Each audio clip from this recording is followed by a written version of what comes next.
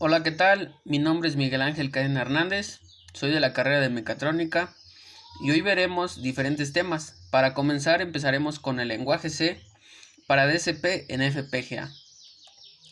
Bueno, como bien sabemos, el lenguaje C es un lenguaje de programación considerado como uno de los más importantes en la actualidad, con el cual se desarrollan tanto aplicaciones como sistemas operativos, a la vez que forman la base de otros lenguajes más actuales como Java, C++ o C#.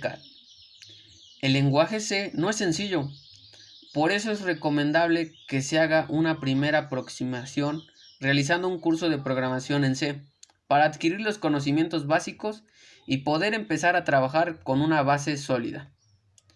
Origen del lenguaje C. Tenemos que viajar hasta 1972 para ver el nacimiento del lenguaje C de programación y el sistema operativo Unix, de la mano del científico informático estadounidense Danny Richet. Con la ayuda de Ken Thompson, recibió el nombre de C simplemente por una cuestión alfabética, ya que sustituyó a sus lenguajes predecesores B y BCPL, que codificaban la minicomputadora PDP-7. El desarrollo del lenguaje C toma protagonismo para la creación del sistema operativo Unix, que llevaría consigo los nuevos minicomputadores PDP-11, primeros en conectar el procesador, los periféricos y la memoria entre sí mediante un bus bidireccional. Alguna de las características del lenguaje C es la estructura de C, mejor conocida como lenguaje estructurado. Programación de nivel medio, beneficiándose de las ventajas de la programación de alto y bajo nivel. No depende del hardware, por lo que se puede migrar a otros sistemas. Sus objetivos generales no es un lenguaje para una tarea específica, pudiendo programar tanto un sistema operativo, una hoja de cálculo o un juego. Ofrece un control absoluto de todo lo que sucede en el ordenador.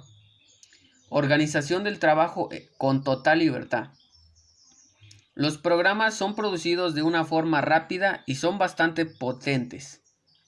Rico en tipo de datos, operaciones, operadores y variables en C. Como inconvenientes, siendo también características del lenguaje C, debemos decir que no es un lenguaje sencillo de aprender, que requiere una continua práctica y un serio seguimiento si queremos tener el control de los programas. Después tenemos la comparativa entre las capacidades de los PLD contra los microcontroladores. Bueno, un microcontrolador integra diferentes periféricos, como el CPU, la ROM, la RAM, IO y otros, en un solo circuito integrado. Los microcontroladores permiten programar la interfaz del CPU con todos estos periféricos, sin preocuparse por una compatibilidad o diferencia de voltajes. Los dispositivos lógicos programables o PLD son dispositivos que pueden ser reprogramados para crear distintos circuitos digitales. Esto es algo que no podemos hacer con un microcontrolador. Están hechos de macroceldas y usan lógica combinatoria I-O, Y-O y fly flutes para crear sus circuitos. Los microcontroladores son un sistema fijo encargado de integrar otros periféricos. No debe ser reprogramables. Conceptos básicos. DCP. Microprocesador orientado al procesamiento de señales digitales y a la realización de cálculos a alta velocidad. Arquitecturas especiales orientadas a la realización de hardware de cálculos que otros microprocesadores implementan en vía software. Bueno, se diseñan para ser escalables, operación en paralelo, incorporan periféricos de control de bloqueo del sistema y periféricos ES de alta velocidad, puertos series síncronos. Permite conectar varios DCP para aplicaciones como multiprocesadores. DCP, más versátil y menor coste de desarrollo que ASIC, que funciona fija o FPGA. Se programan en C o ensamblador. Operaciones típicas DSP requieren funcionamientos específicos. Sumas, multiplicaciones, retrasos, arrays,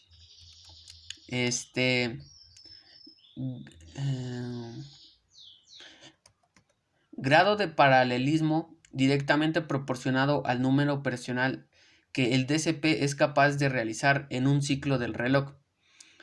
Mejoras de la arquitectura interna orientada a aumentar el paralelismo del sistema. DSPs con múltiples CPU que pueden trabajar en paralelo. Controlador del sistema. Señal de entrada, señal de salida, otros DSP. Esta es la transmisión de datos en tiempo real. La programación de DSP, lenguaje de programación a alto nivel que simplifica el desarrollo de software al usuario. Algunas aplicaciones basadas en DSP son las telecomunicaciones, el control, instrumentación, análisis de imagen y voz, automóvil, la medicina, aeronáutica, aeroespacial y la defensa, etc. Está por decir algunas. Líneas de investigación de fabricantes de DSP. Hay nuevas arquitecturas, compiladores más inteligentes y mejores herramientas de desarrollo y depuración. El procesamiento de datos en el menor tiempo posible. Compiladores capaces de optimizar el programa en tiempo de ejecución, tarea que complica el desarrollo de los mismos. Alternativas al uso de los DSP. El ordenador personal. Sistema operativo. Se ejecuta en paralelo con la aplicación de procesado de la señal, fuera de línea. Microcontroladores. Control de procesos en tiempo real, se clasifican en funcionamiento del tamaño del bus de datos, no trabajan en paralelo y funcionan en solitario. Los FPGA. Acá tenemos una tabla comparativa de tiempos empleados en la realización de operaciones aritméticas lógicas de los DSP y los microcontroladores. Como podemos ver, tenemos el procesador, los DSP diferentes. Igualmente los microcontroladores son diferentes, tenemos diferentes bus de datos de 16 bits, de 32 bits y de 8 bits. Cada uno tiene sus ventajas y desventajas, tenemos los diferentes tiempos y como habíamos mencionado trabajan en paralelo algunos. Las ventajas de los DSP es que optimizan la automatización del hardware para el manejo del procesamiento de señales y manejo de datos en tiempo real. Fácil reconfiguración, código en lenguaje C.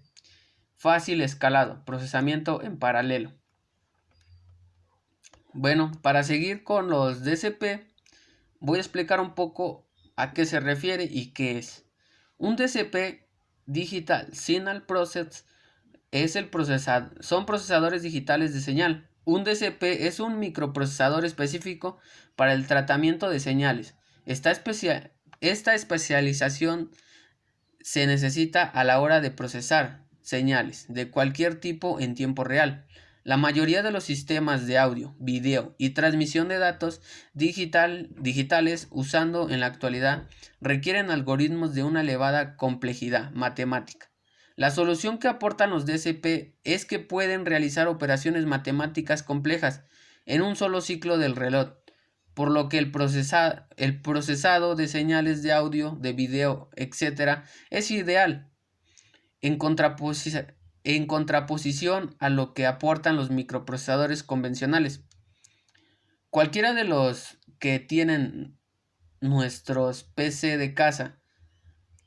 La diferencia principal entre un DSP y un microprocesador convencional es que los DSP es muy rápido para un tipo de operaciones concretas, ya que tienen instrucciones específicas para ellas y las pueden realizar de forma paralela. Su velocidad de procesamiento es más baja que un proceso convencional, pero las operaciones debe realizar es suficiente. Ya veremos la velocidad del procesamiento en un DSP. No es la característica más importante. Además de los DSP, están diseñados en su mayor parte para sistemas embebidos, es decir, para un sistema autónomos como el teléfono móvil, cámaras de fotografía digitales, etc. En este tipo de aplicaciones, el precio, el consumo, el tamaño y la ocupación de memoria son factores básicos a la hora de la comercialización. Por tanto, es obvio que no se pueden colocar un PowerPC en un teléfono móvil, puesto que su precio se dispararía, tendría un consumo elevadísimo y sería un teléfono de grandes dimensiones. Un microprocesador convencional posee una velocidad de procesamiento mucho mayor que un DSP, aunque como no tiene instrucciones concretas ni específico para este tipo de operaciones, es más lento que el DSP. Para las operaciones específicas para las que se han diseñado estos, como ejemplo tenemos un microprocesador Motorola 68000 que necesita 10 ciclos de reloj para una suma y 74 ciclos de reloj para una multiplicación. Sin embargo, un DSP puede realizar una operación MAC multiply, add y account, es decir, permite multiplicar, sumar y guardar el resultado en un ciclo de reloj. Dependiendo del tipo de arquitectura y tomando los últimos modelos DSP aparecidos en el mercado, es posible realizar más de una operación MAC por ciclo. Bueno, ahora voy a decir un poco de sus aplicaciones. Se utilizan para las comunicaciones mediante módem ADSL, manejo en comunicación entre protocolos, diferentes procesos de comunicación, entrada y salida I/O, en los que algunos casos se necesita un procesador en exclusiva.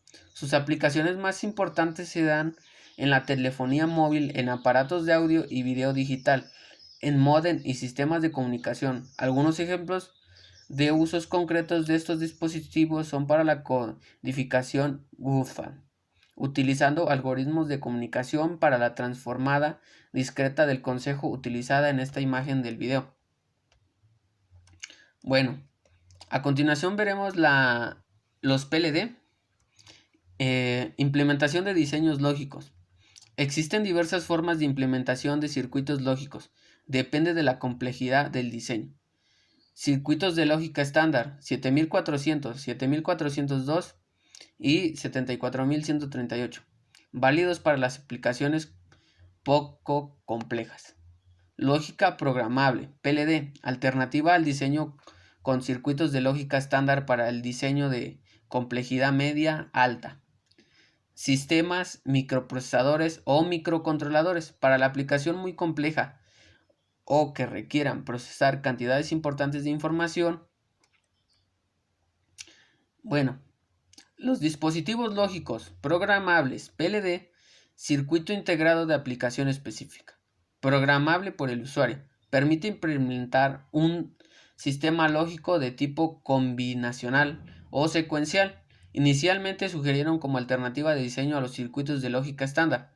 Actualmente la capacidad de los PLDs le permite realizar funciones de muy alta complejidad. Las ventajas de diseño con PLD contra la lógica estándar es la facilidad de diseño, la programación transparente al usuario, sistemas de desarrollo de fácil manejo y utilización, la fiabilidad, reducción de números de integrados de la placa, posibilidad de borrado y reprogramación, simplificación del texto, la velocidad, tiempos de programación menores, capacitaciones parásitas, el coste. Una PLD reemplaza varios componentes discretos, por lo cual implica una reducción de coste. Reducción de coste del ensamblado y stock. Dispositivos PLD. En el mercado existen una gran variedad de dispositivos PLD. La nomenclatura varía en funcionamiento de las características de la estructura interna y del fabricante. Aquí dejaré una pequeña imagen de los diferentes dispositivos PLD. El proceso de diseño. Existen en el mercado muchos paquetes de software para el diseño como PLDs en el modo del procesamiento. Es el mismo. De igual manera, dejaré una pequeña imagen para que vean los sistemas programables avanzados.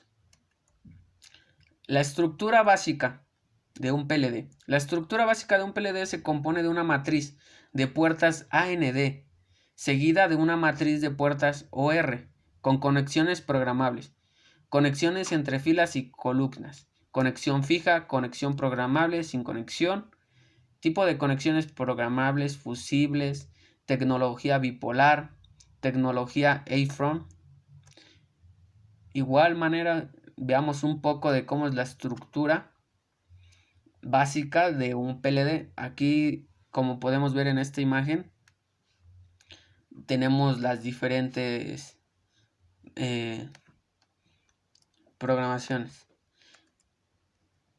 Normalmente se simplifica el esquema eléctrico, indicando varias conexiones como una sola. Utilizando esta simplificación, la estructura anterior queda inicialmente todas las conexiones existentes. Al programar se eliminan las conexiones. Ejemplo de programación de una función lógica. La utilización de una estructura de puertas AND y OR se basa en que cualquier función lógica se puede expresar como suma de productos. Tipos de PLDs. PAL, Programable Array Logic. Plano AND, programable o fijo.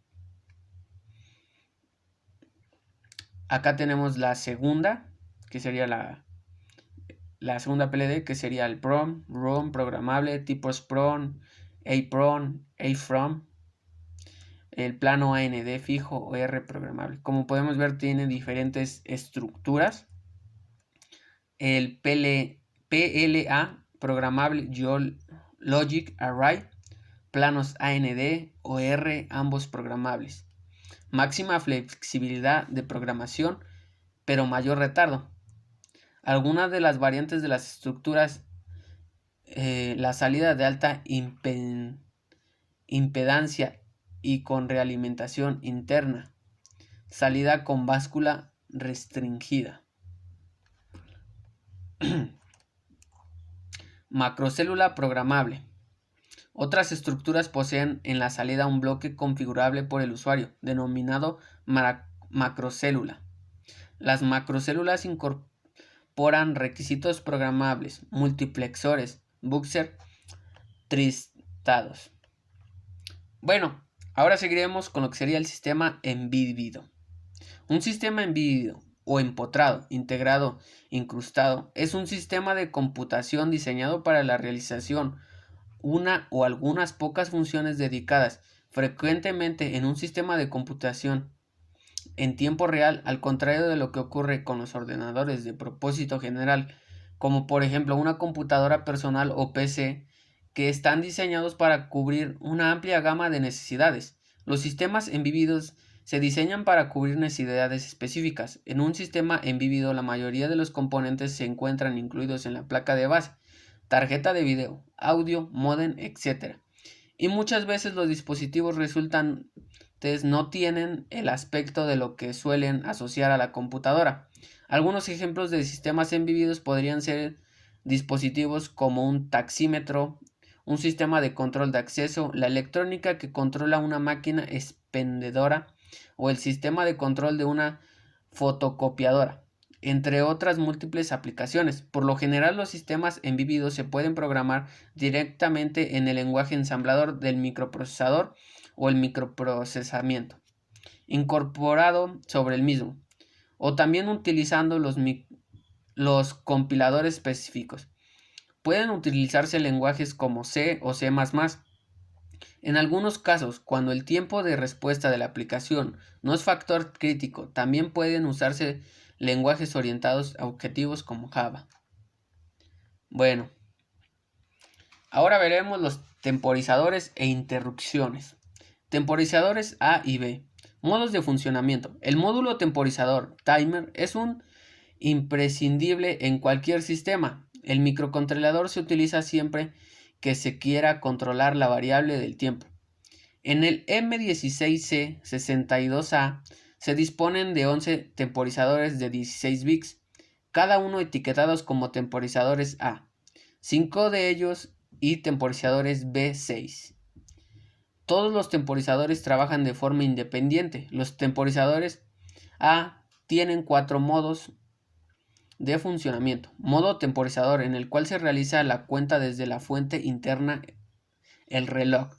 Modo contactor de eventos, en el que se realiza la cuenta o bien desde una fuente externa por el desbordamiento de otro temporizador. Modo un disparo, one shot, en el que las cuentas se para al llegar a cero. Modo modulador, de la anchura del pulso, Pulse Width Modulation, PWM, en el que la anchura del pulso puede ser modificada. Como vimos en clases, muchas veces utilizamos el one shot. El modo de funcionamiento del temporizador se fija en el registro de modo de funcionamiento timer con i, que es igual a 0.4, definido en la dirección del área SFR especial funcionamiento register. Acá tenemos una figura de cómo trabaja de modo fijo el temporizador.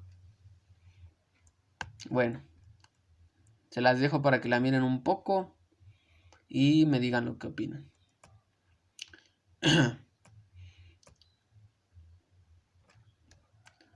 Ahora veremos los convertidores analógicos digitales. Los convertidores analógicos digitales son dispositivos electrónicos que establecen una relación biunívoca entre el valor de la señal en su entrada y la palabra digital obtenida en su salida. La relación se establece en la mayoría de los casos con la ayuda de una tensión de referencia. La conversión analógica digital tiene funcionamiento teórico en el teorema de muestreo, en los conceptos de cuantificación y codificación. Una primera clasificación de los convertidores analógicos digitales es la siguiente: conversores de transformación directa, conversores de transformación DA, intermedia y auxiliar, circuitos de captura y mantenimiento, sample and hold. Los circuitos de captura y mantenimiento se emplean para el muestreo de la señal analógica durante el intervalo del tiempo y posteriormente mantenimiento de dicho valor, generalmente un condensador durante el tiempo que dura de transformación. Hay que sería analógico y digitales.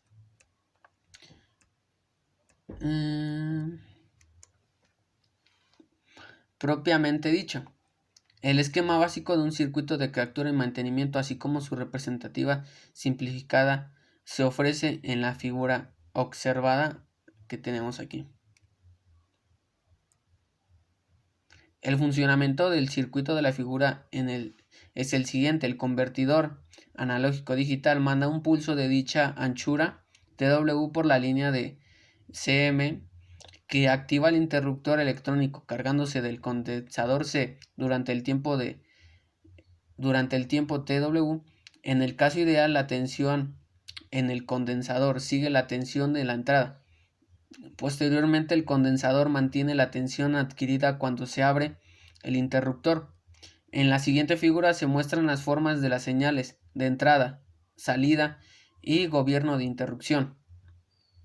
El gráfico tiene un carácter ideal, puesto que tanto la carga como la descarga del condensador están relacionados estrechamente en su valor y con las resistencias y capacidades parásitas asociadas al circuito. Se recalca el hecho de que el controlador de la señal CM procede al convertidor AD, que es el único que conoce el movimiento. Conversor analógico digital con comparadores. El único caso en el que el procesador de cuantificación y codificación están claramente separados. El primer paso se lleva a cabo mediante comparaciones que discriminan entre un número finito de niveles de tensión.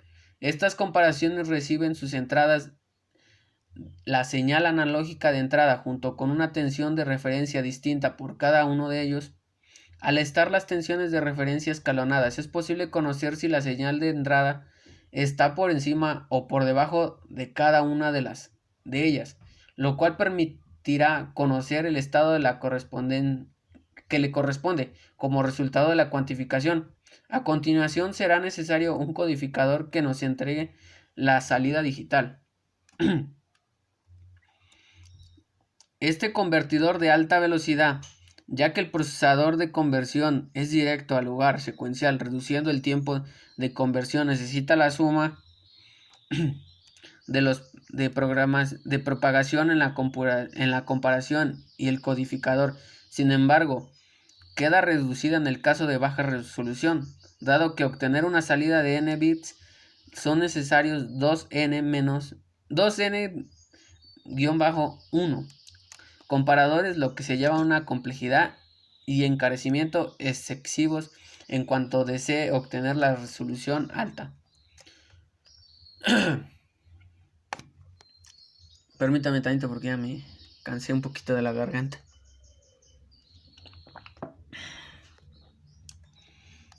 El modo Speed permite la transformación y recepción simultánea de datos de 8 bits al utilizar 3 líneas de entrada y salida.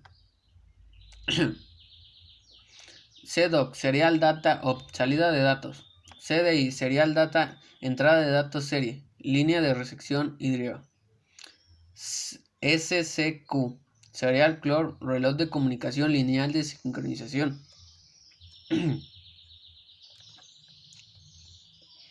Los módulos UART Speed, ACAN aislados, MONS TD, USCAM. Bueno, con la popularidad de los sistemas de aplicación CAN y el crecimiento demandante de EQ Centrala para la aplicación del automóvil, el bus CAN ha cambiado del anterior de 2 canales a la demanda de 4.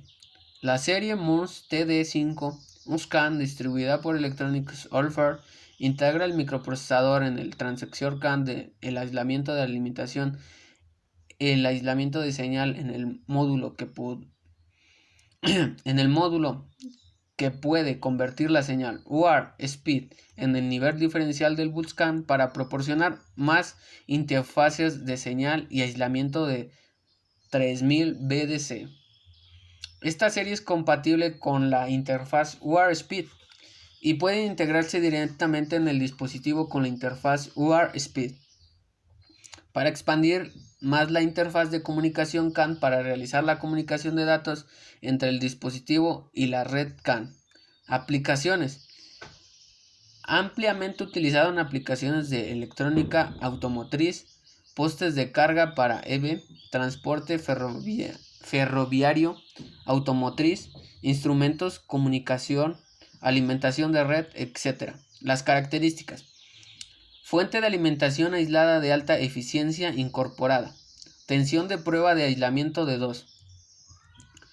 Puertos 3 kbdc. Admite comunicación de datos bidireccional entre UART Speed y la interfaz CAN. Velocidad de transmisión UART de hasta 921.6 kilobytes por segundo. Velocidad Speed de hasta 1.5 megabytes por segundo. Velocidad de transmisión CAN de hasta 1 megabytes por segundo. Rango de temperatura ambiente de funcionamiento: menos 40 grados, menos más 85 grados. Soporte de conversión transparente, conversión de identificación de cinta transparente, conversión de protocolo personal. El bus admite un máximo de 110 nodos. Aislamiento integrado y protección de bus ESD. En módulo. Disponible en versión de alimentación de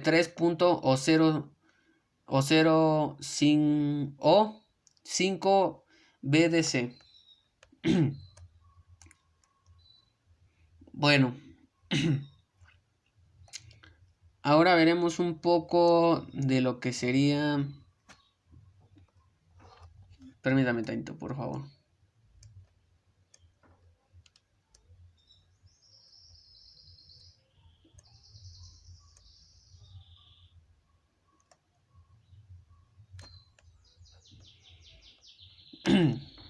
Ahora sí. Control de motores de corriente continua por ancho de pulso PWM. La regulación por ancho de pulso de un motor de corriente continua está basada en el hecho de que si se recorta la cc de alimentación en forma de una onda cuadrada, la energía que recibe el motor disminuirá de manera proporcional a la relación entre la parte alta habilitada corriente y baja cero corriente del ciclo de la onda cuadrada. Controlando esta relación se logra variar la velocidad del motor de una manera bastante aceptable. Aquí tenemos una imagen en una con tiempo con energía y una en tiempo sin energía para ver la comparativa. Cómo una tiene más velocidad y la otra tiene menos velocidad. El circuito que se ve a continuación es un ejemplo de un control de regularización de ancho de pulso, PWM, Pulse Width Modulation en inglés, que se podría adaptar al circuito de un puente H. Puente H, circuito para controlar motores de corriente continua. El nombre se refiere a la posición en que quedan los transistores en el diagrama del circuito. El primer circuito con el mouse de potencia bus 11 permite controlar motores medianos y grandes hasta 10 amperes de corriente. El segundo circuito con el transistor 2N2222A es para motores pequeños que produzcan una carga de hasta 800 miliamperes. Acá tenemos dos imágenes que nos los demuestran. Como podemos ver, todas tienen una entrada de 12 volts. Bueno, en el que sigue es un circuito genérico de generación de pulsos que se puede utilizar en aquellos lugares donde sea necesario un pulso digital, no demasiado preciso. Cambiando los valores de R1 y R2 se ajusta a la frecuencia básica, el potenciómetro, regularización de ancho. A continuación, el circuito básico y la formación para calcular los anchos de pulsos generados por el integrado 555. Acá podemos ver la imagen. Hablaremos un poco del controlador PID. Un controlador o regulador PID es un dispositivo que permite controlar un sistema en lazo cerrado. Para que alcance el estado de salida deseado, el controlador PID está compuesto por tres elementos que proporcionan una acción proporcional, integral y derivativa. Estas tres acciones son las que dan nombre al controlador PID. Acá tenemos una pequeña imagen de todo lo que nos contiene. El sistema de control en lazo cerrado con control PID. La señal de referencia y señal de error. La señal RT se denomina referencia e indica el estado que desea conseguir en la salida del sistema YT. En un sistema de control de temperatura, la referencia RT será la temperatura deseada y salida. YT será la temperatura real del sistema controlado. Como puede verse en el esquema anterior, la entrada del controlador PID es la señal de error, ET. Esta señal indica al controlador la diferencia que existe entre el estado que se requiere conseguir o referencia RT y el estado real del sistema medido por el sensor señal HT.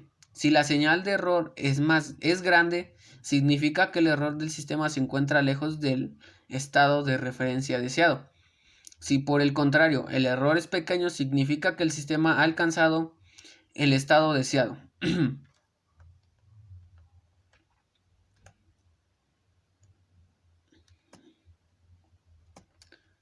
Ahora veremos un poco de la función de la ALU.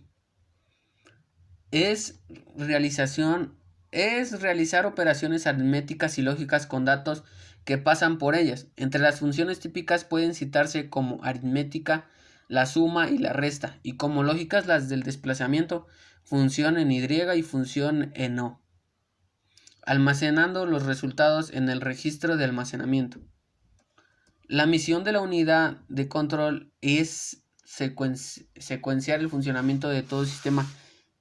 Genera y utiliza además adecuadamente todas las señales de control necesarias para sincronizar las operaciones y transferencias de datos dentro de y fuera del álbum. Para terminar, ¿qué es un FPGA? Veremos las características y utilidad de este tipo de componente. No es un término muy usado en el día a día de la informática en general, pero lo cierto es que en el sector profesional está tomado una importante fundamental, hasta el punto de que empresas como Intel o Schilling tienen una disputa muy interesante para sectores clave de la industria. Por ello, hoy conoceremos a fondo qué es un FPGA y las aplicaciones que tienen en la industria, así como sus características. FPGA es el acrónimo de File Programmed Gate Array y no es más que una serie de dispositivos basados en semiconductores a base de matrices de bloques lógicos programables o CLB, donde además se conectan a través de lo que en el sector se denomina como interconexiones programables. Su principal característica y su ventaja es que pueden ser reprogramados para un trabajo específico o cambiar sus requisitos. Después de haberse fabricado el invento de esta tecnología fue Schilling, el cual ha evolucionado dicha tecnología hasta convertirla en un nuevo concepto a tener en cuenta en ciertos entornos de trabajo. FPGA, dispositivos de naturaleza programables. Lo interesante de este tipo de dispositivos son sus innumerables aplicaciones en la actualidad, ya que características técnicas pueden ser enfocadas a sectores como aeroespacial, audio, automotriz, broadcast, electrónica, centro de datos, computación de alto rendimiento, industrial y médica. Esto es algo totalmente atípico al sector donde nos encontramos, pero las ventajas de ser reprogramables añaden un atractivo innegable de cara a lograr mayor flexibilidad de flujo de los diseños finales. Además, sus costes por ello son mucho menores y su tiempo de desarrollo se reduce bastante frente a otras opciones muy populares como los ASIC. Aún así, actualmente en el mercado se están centrando en tres sectores muy claros y que están tomando mucha fuerza en los últimos años: centros de datos, IA y avances para mejorar los procesadores. Sus características principales. Como podremos intuir, la principal característica de un FPGA es la flexibilidad. Esto viene dado por su naturaleza, donde un ingeniero podría descargar un archivo para un FPGA en concreto y modificar el comportamiento del mismo mediante cambios de dicho fichero. Este apartado también implica que en muchos casos se pueden hacer cambios físicos sin hacer modificaciones costosas en la placa que lo soporta. La segunda característica que portan los FPGA es la aceleración. Cuando hablamos de aceleración tenemos que definir tres escenarios totalmente distintos: la fabricación, el diseño y la aceleración en sí misma. En la fabricación de los FPGA son muy sencillos de construir y se venden listos para usar, lo cual implica una reducción en los tiempos totales de una empresa, sobre todo el diseño. Un OEM puede enviar un FPGA en cuanto su diseño inicial esté terminado y probado, lo cual de nuevo ahorra tiempo a las empresas. Para la aceleración no hay mucho que decir, ya que como todos sabemos, los FPGA de alto rendimiento están ayudando a los procesadores mediante aceleraciones de carga y descarga de información, con lo que se aumenta el rendimiento del sistema. Los FPGA son cada vez más complejos y completos. El siguiente punto principal en las integraciones, ya que en un día FPGA puede incluir RAM, procesadores, motores, DSP y un sinfín de sistemas individuales para una misma matriz. Cada año van aumentando en complejidad, donde podrían llegar a rivalizar con un sistema básico en cuanto a complejidad y potencia bruta. Bueno, esto sería todo. Muchas gracias por escucharme y espero les sirva un poco esta información que uno les brinda. Gracias.